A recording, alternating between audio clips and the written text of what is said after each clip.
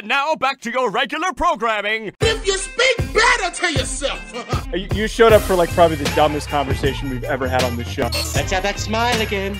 Tell me how that happens. Physically should not happen. Relax. If you say Give me as well. 3 times a day, God will line it up. He's just an absolute hack, and he gets his ass kicked by the teammates every week. And, it's just terrible. Welcome back to Hack City. I am Joe DeLeone. Joining me as always, my former teammate, former roommate from the University of Rhode Island. And today we've got another off-season episode. Today we are going to be breaking down the top 3 teams that we thought had the worst off seasons. If you missed it, we did our top 5 best off seasons. We're doing 3 today for this one just because I had a little bit of a discourse with Sean this morning over my phrasing of it, but I was trying to say to him that if we do more than 3, it feels like we're getting a little nitpicky with some of them. I was going through some of these lists and some of these off-season moves. 3 really stand out to me. Outside of that, it gets a little bit ticky-tack, but we're going to get to that and a little bit more on today's show. Sean, before we get to that, though, can we just share with our listeners a quick word from our friends over at BetOnline? Yeah, we have 54 minutes, people, until the last weekend of real football kicks off. Until it restarts. I love when you make a reference to something that's going to have already been completed by the time. 54 minutes. We have 54 minutes, and I specifically requested that Joe and I understand timelines. That the AFC Championship game starts, so I could go downstairs afterwards, go to BetOnline.ag and gamble until my heart is content, or until I get sick of gambling and losing money because Justice Hill doesn't find the end zone. Whatever. The Super Bowl isn't for football fans, Joe. We've come to know this. The more that it takes place, there's too much extra. This is the last weekend of real ball, so gamble on it. Do it. Sports wager. Have fun. Head to BetOnline today. Stay updated on all the action. BetOnline, the game starts here. That's where you need to go for all of your sports gambling experiences. See, if you were really on top of it and you were also, like, if you had, like, real radio instincts, I think you would pretend that the games were over and talk about the 2 teams that won, just completely guess. And if you were really on top of it, you would be correct in that prediction. Or it also, I think it would have been, again, good instincts if you just guessed and then people are like, wait, that's not who won. But no, I get it. Thanks, man. Yeah, I haven't had the vision yet today. So I think it's going to be Ravens Niners, which is frustrating for all the TikTok predictions. But I wouldn't be surprised if it's Chiefs Lions either. Is there anything worse than TikTok sports content? It's pretty bad. I don't mind clips. I don't mind like people cutting clips from shows and re-airing those because I do that. And like I like the Pardon My Take clips that pop up in my feed and stuff, or interviews. But when you see these like 20-year-old kids that somehow got 75,000 followers and they're just saying shit, man. Like I genuinely, they've never strapped up a helmet. They've never run out onto the field. People get mad all the time on Twitter. And they do it to me. They say it to me and a lot of other people, like, oh, this guy's never played before. The TikTok demographic of TikTok analysts is easily the worst demo of people out there. Well, it's because it's frat dudes in their parents' basement in the summer. And you always know, as someone who has crafted plenty of content and podcasts and made production in my parents' basement, I'm well aware of what the background looks like. So when I see someone just continue to keep walking around instead of staying still, and I just see this lavish basement, it's not theirs. It's their parents. They think they're going to make it big in July and come back the big swinging dick when school starts up again. They're not. They're dopes. They're losers. We are the elite, Joe and I. So make sure to remember that whenever you're scrolling through our sports media content. We're better than everybody else is the important thing to remember. Before we get into this, I know people get mad sometimes when we banter before the content, which is why we shifted the approach of doing this show a little bit.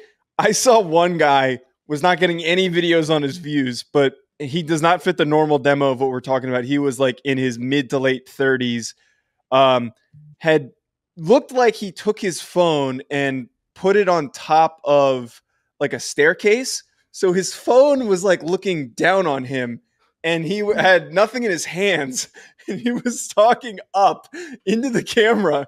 And I keep thinking about this, man, and I keep forgetting to tell you about it. Like this? Like even higher than that.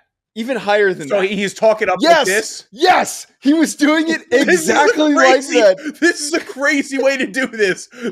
I wish I saved the video. This is bad. That is a bad camera. He was talking about the NBA, and I was like, this has to be either one of the worst or one of the most creative production decisions I have ever seen in my goddamn life. Like, my full disclosure, my day-to-day is, because I work with so many hosts on Believe as a producer, it's reaching out and saying like, hey man, fix your framing.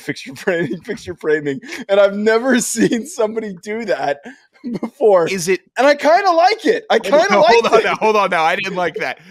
Is it like POV? You're talking to an NBA player about the game? No. Is that no? This was the guy with sense.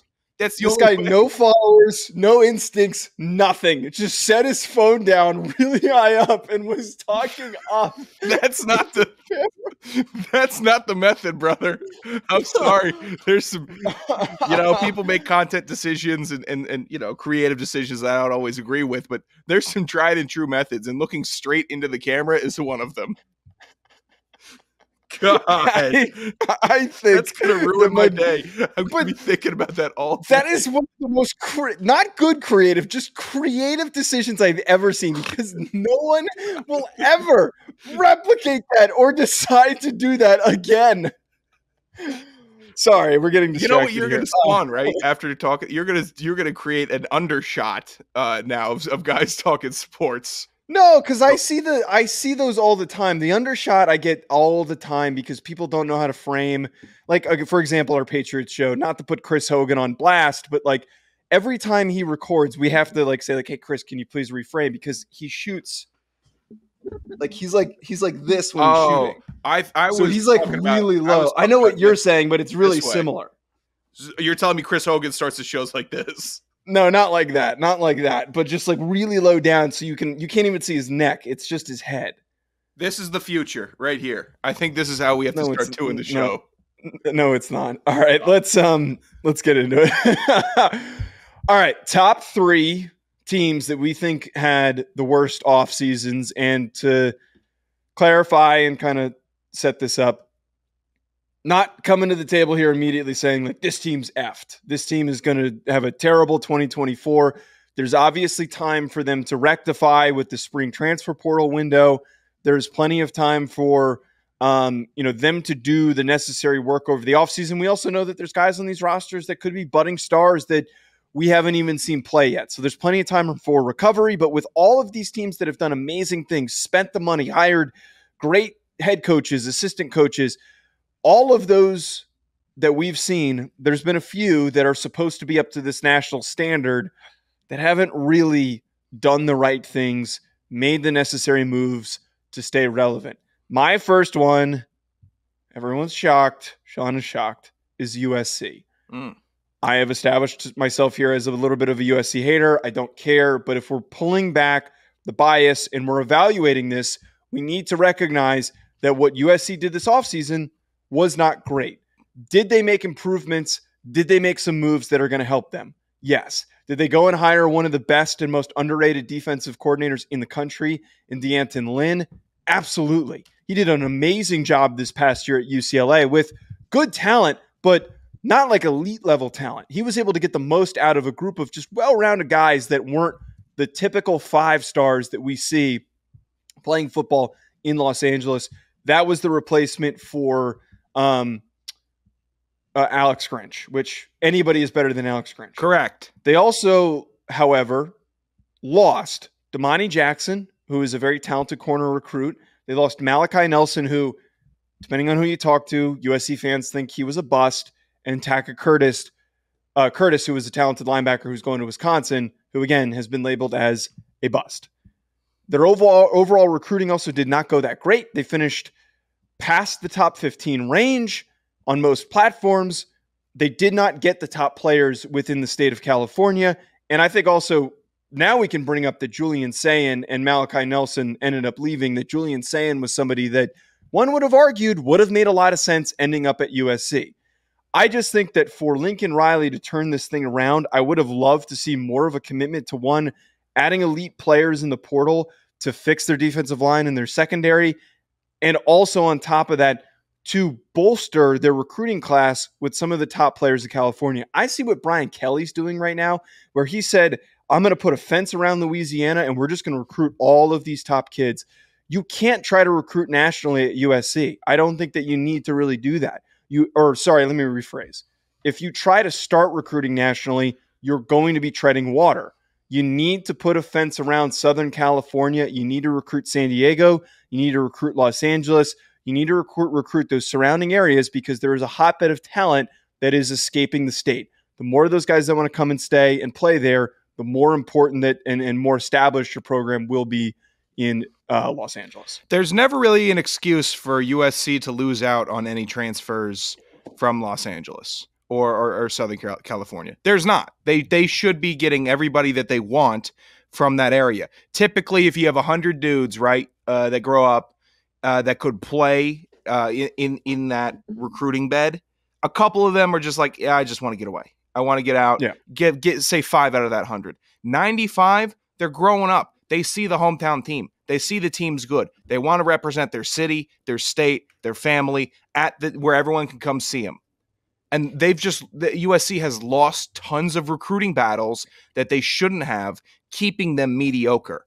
And I don't see a change. I don't see a change. This should have been an offseason where it's like, USC is really taking it seriously. Instead of now, everyone's like, I guess maybe Lincoln Riley's just taking it easy out there, and maybe he's punched out. He might. It's kind of crazy for me to call a coach punched out on January 28th, but there's not enough proof of effort coming from USC for me to think that they're on the upwards of momentum. To just quickly add before you give your third, the 2024 recruiting class for me is really concerning. And for some reason, if you bring up the fact that the top 10 guys on 247 Sports opted to go play in a completely different state, there is this level of denial from USC fans that think that, oh, those aren't the guys that we typically recruit or the guys that we need. It's a really weird philosophy, but Julian Sayin ends up going to Alabama, transferring to Ohio State. Xavier Brown committed to Alabama. Aiden Breland, Oregon. Kingston Viamu Asa, Notre Dame. Brandon Baker, Texas. Nate Frazier, Georgia. Eugene Brooks, Oklahoma. Jericho Johnson, Oregon. Dakota Fields, Oregon.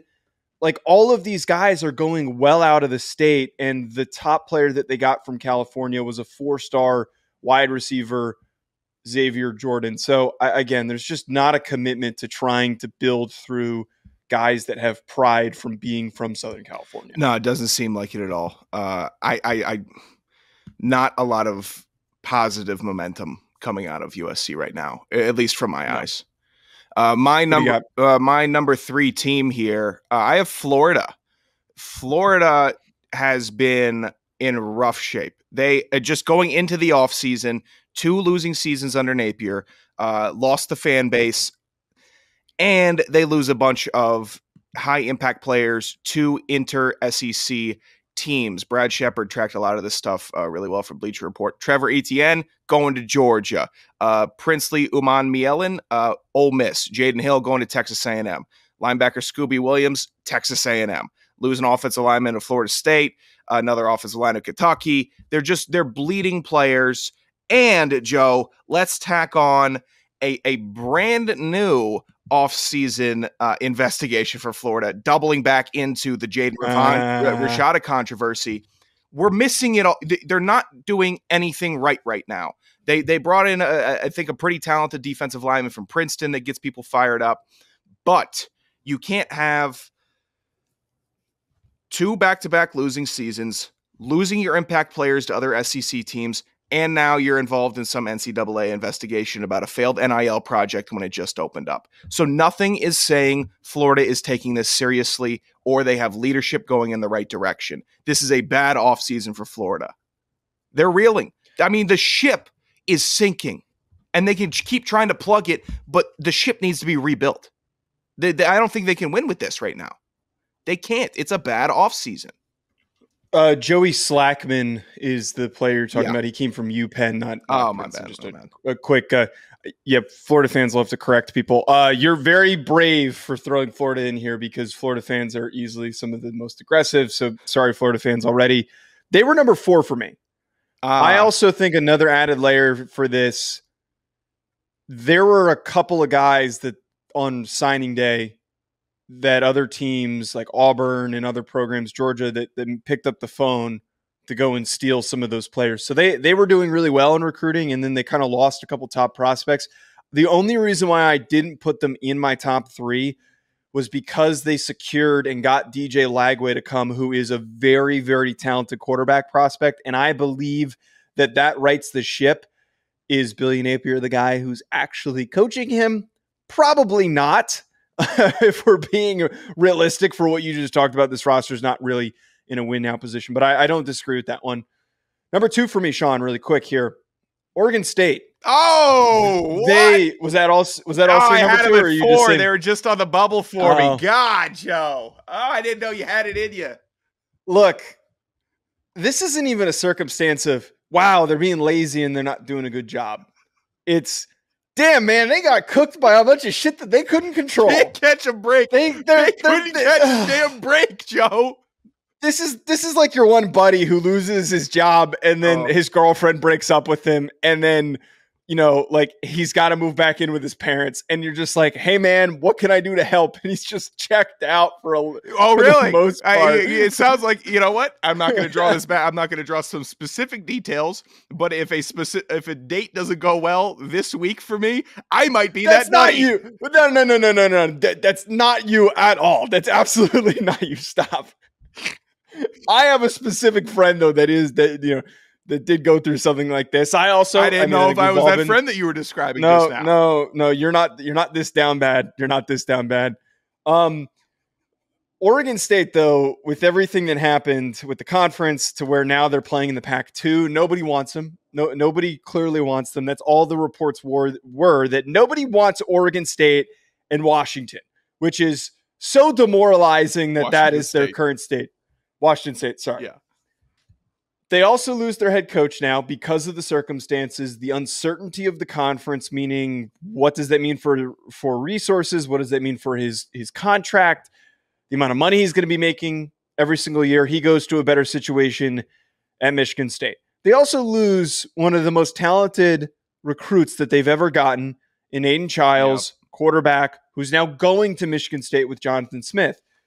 They promoted Trent Bray, which just feels like not a bad hire, but just a little bit of a, we just wanted to keep this thing rolling and see if we can build on the momentum. I don't know if this is going to be a hire that totally works out. The future for them is so bleak. It's horrible. And I have to put them on here. I'm sorry, Oregon State. I'm rooting for you to figure it out, man. I'm rooting for my buddy who moved back into his parents' house to figure it out. And I'm here, anything you need, Oregon State, I'm here for you.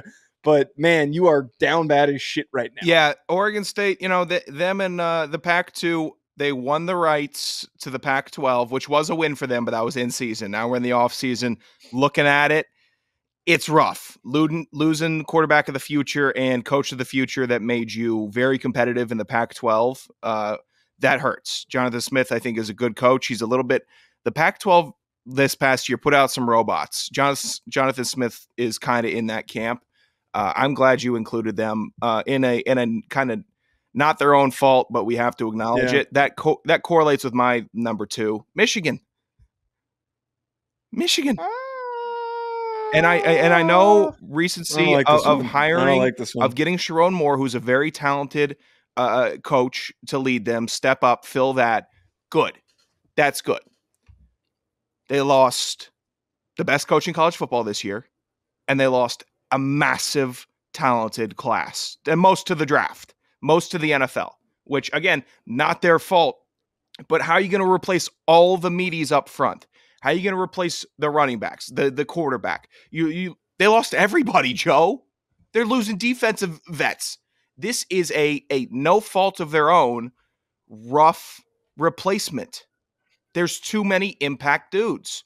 Michigan did everything right this year, and unfortunately, after you win the World Series, you're going to lose 3 of those World Series starters. It's a natural part of the sport, and unfortunately for Michigan also, the way that the scheduling is set up, they're getting hurt, and they're late to the party for winning it all. And if we want to call that a parity benefit for the sport, you can call it that. I think it's some good old-fashioned shafting. Just by the decision makers. The scheduling needs to get cleaned up. If it was, Michigan wouldn't be on this list because I think they would have been back on the horse. Harbaugh decision comes whenever it is, but they're more prepared for it. So right now, sitting in Michigan, looking at it, not that good of an offseason looking through it. There is one variable that will make me agree with you that we might not know for a couple of months. If the NCAA investigation and the punishment comes down this offseason and it is severe, then I am in the same boat with you and I agree with it. But the only reason why I disagree with you, yes, losing a guy who just won you a national championship is going to be detrimental, and losing Jesse Minter is going to be difficult for you to recover from. He's a tremendously gifted defensive coordinator. Sharon Moore is a little bit of a question mark, but I love him and I think that he is going to be a great head coach. I think that I can't put them anywhere on this list, though, because they're one of the few teams that loses their head coach and nobody entered the portal. Nobody. Like nobody even has, unless something could come down in the next week, nobody's considered leaving. So that's the only reason why, like, I mean, I had debated putting Alabama on here, but I don't think I would because Kalen DeBoer is still a good hire and they still were able to retain some pieces. They're also not and they got brought in. They're also not doing a ton in the portal, though, Joe.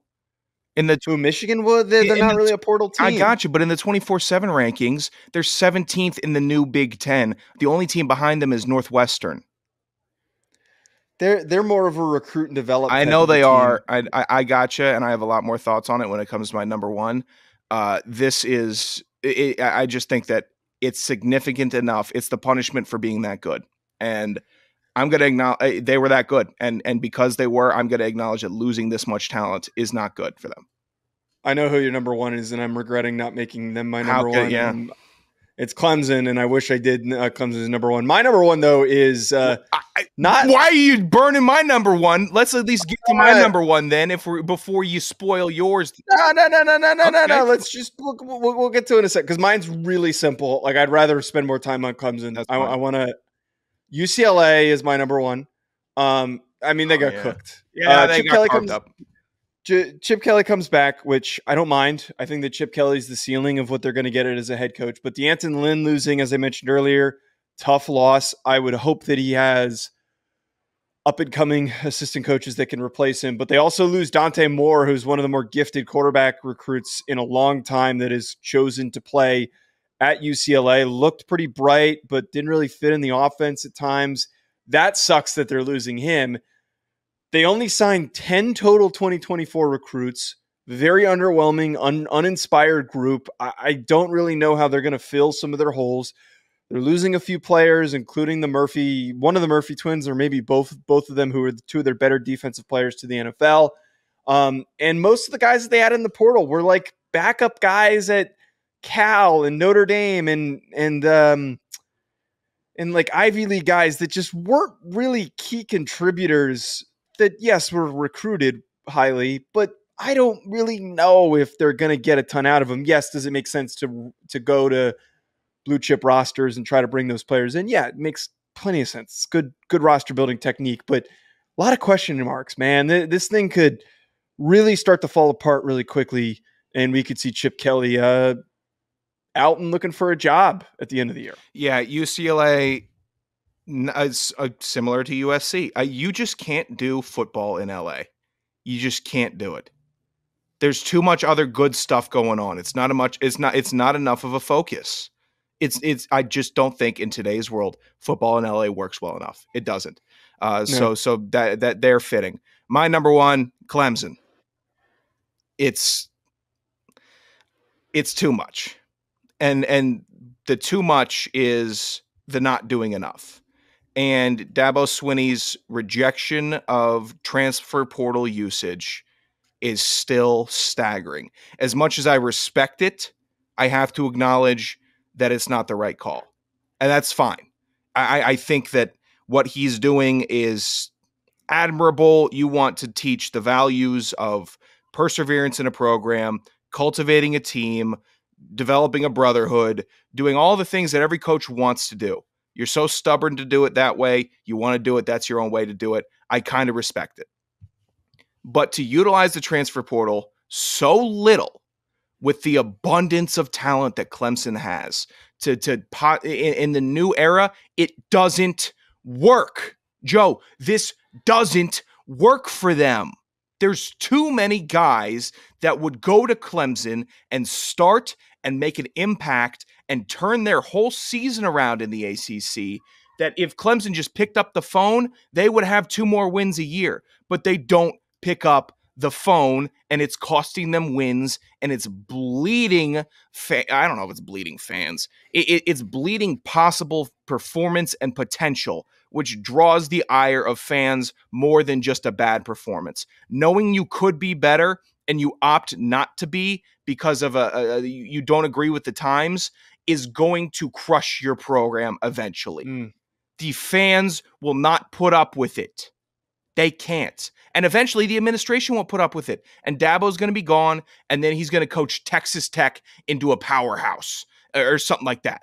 Texas Tech won't work. They're big on money. It was the first school. I know. He's going to go revolutionize some other program because he's a gifted coach, and I'm not going to deny it. He can build a culture like the best of them. But the refusal to utilize a tool due to stubbornness and pride, kind of based, kind of dumb. I think it's more dumb than based. No, I think you hit the nail on the head here with everything with Dabo. I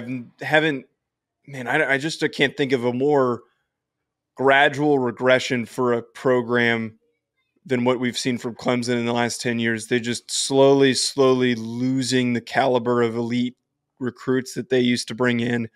They're slowly losing out on some of the guys that are on the roster that are deciding to go elsewhere after they've been there for a couple of years. Like, I look at the fact that, one, they're losing Nate Wiggins to the NFL draft, who is their best player. Andrew Makuba, who is a talented safety, is transferring to Texas. Toriano Pride, who is their other talented corner, is going to Missouri.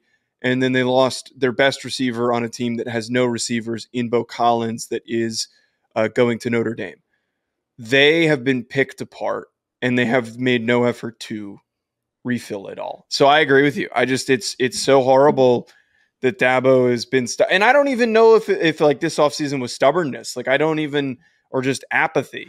I don't know what his deal is. It's so interesting over the last 2 off seasons to see the polar opposites of Florida State and Clemson.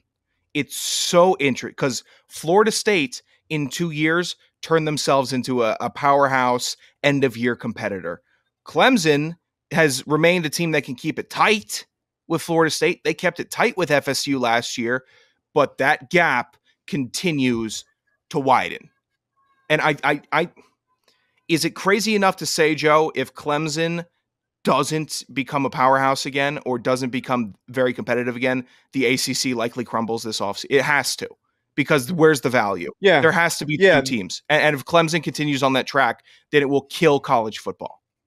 If they have a bad year and Florida State wins the conference again, Florida State then is justified in saying, we're leaving, we're out, nobody can compete with us. Then who's the savior? And then Louisville is the savior, hopefully, for the ACC. Who is it? Honestly, a layer of this, too, that doesn't get discussed often is that Miami's probably going to try and tag along. Of course. They'll be the Oklahoma. Florida State. So we'll see what happens this offseason, but nonetheless, 3 teams, bad offseasons. We'll be back later on this week. Stay tuned for more. Hit that subscribe button. Drop a comment below if you think we missed a team. Let us know in the comments who you think we missed, or if you disagree with us, which people always do. Feel free to let us know in the comments at Joe DeLeone, at Sanderson Radio. 5-star review wherever you tune in on your podcast would be much appreciated. We'll be back with more. Enjoy the rest of your week.